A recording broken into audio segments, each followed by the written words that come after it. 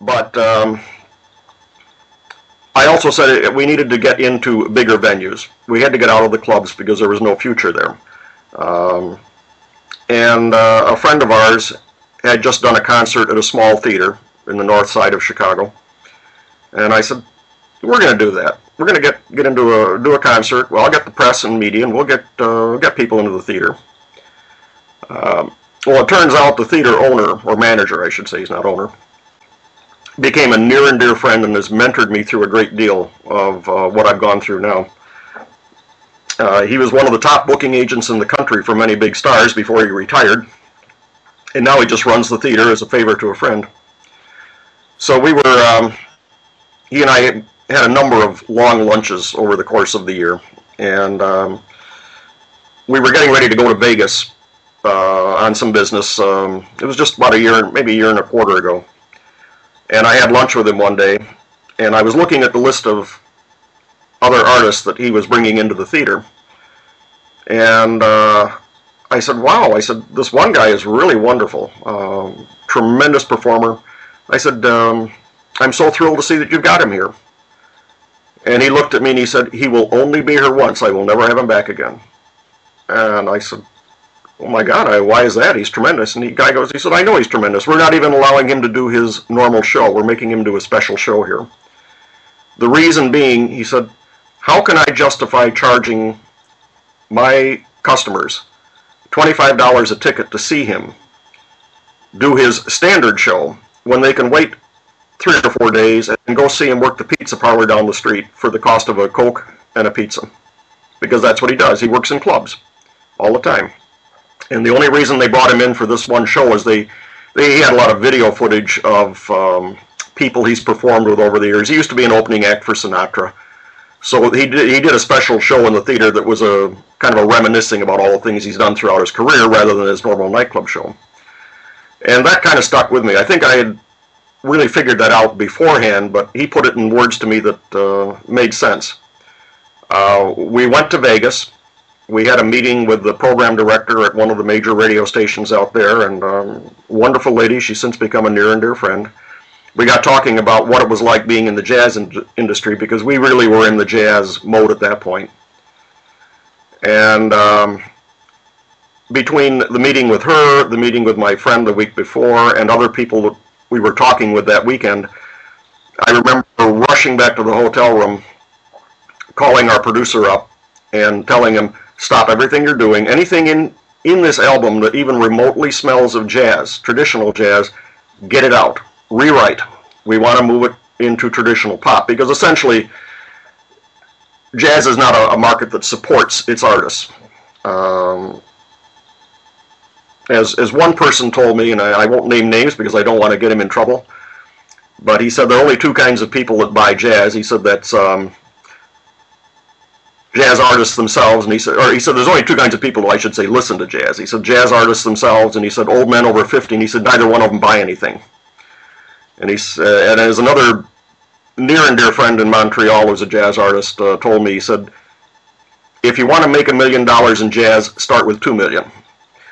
And that was not my intent with this, so we decided to move into a more proven market, again, that we saw with Michael Bublé. And we decided, too, at that point that we had to elevate Denise's image from being a club singer where people could go any night of the week, and again, for the cost of a drink, see her perform. We had to make her concert material. So she stopped doing nightclubs at that point, never ever set foot in one again.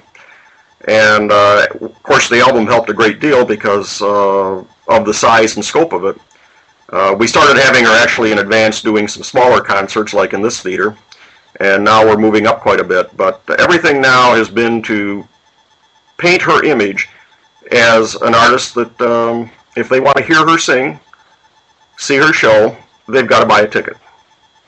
We still go out and see our friends in the clubs. We were out on one Saturday night, and the head of the trio said, hey, Denise, come on up and sing a song. And she just looked at him and shook her head no. We don't do that anymore. We don't pretend at this point that she's in the same category as Barbra Streisand or Celine Dion, but if they were in a club, they aren't going to get up and sing with a trio or quartet that's there. And so we have to keep that image now that she's in a different different realm than what she used to be. And everything now is really done to continue that image. We're working with promoters and radio stations around the country right now, getting ready to take her on the road. But they'll all be bigger venues with large bands and orchestras. We had her out this summer in a marketing campaign, because a lot of the material is adult standards material. Throughout the summer here in Chicago, there are, every night of the week, there is some suburb somewhere that is having an outdoor festival or concert. We have hundreds out here. And a lot of them have some of the area big bands. There's probably about 15 to 20 big bands that tour around here. So I started calling up the band directors, and I knew most of them, or at least some of their musicians. And I managed to convince them that it would be good for them to have a major recording artist be on stage with them. But we had to do it. I was very fussy as to how it was done. So what we arranged to do with them is we'd go to one of their shows, and at midway point or whatever, they would say they had a special guest star they wanted to introduce. She was not a big band singer. I wouldn't allow them to use that terminology. She's a special guest recording artist. And they would bring her on stage. They would talk with her for a minute or two about the album, what it was like. In some cases, we would have her sing one song off the album, and then she would just wave to everybody and walk off.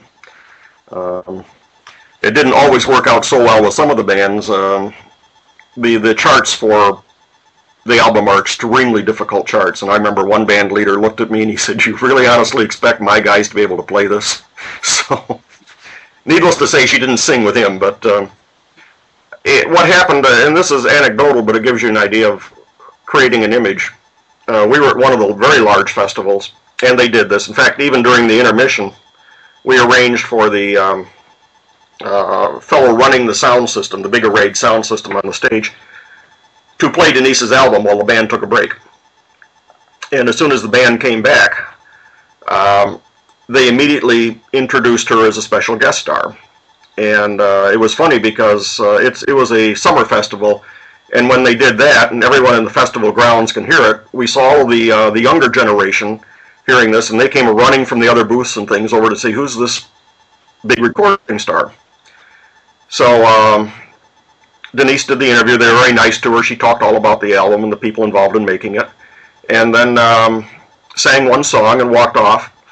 And my God, people were cheering and yelling and clapping, and they just swarmed her for autographs. And finally, when she got done, there was a radio announcer or news guy there, and he came up. He did a long interview with her to go on his radio station. And it was so funny. I was standing way at the back of the crowd, and when she was all done with this and the band was still performing on stage, she's walking back around the outside perimeter where I'm standing, and there was a young couple standing behind me, and the girl was looking at her boyfriend and going, oh my God, it's her. I can't believe she's walking this way. And the girl almost fainted on the spot. These people had never heard of her before that night. But we created an image of her, the way we put this together, that she was a big recording star out of Chicago with this big project. And that's part of what you have to do, is create the image. So now we're able to fill those theater seats that weren't so easy a year ago.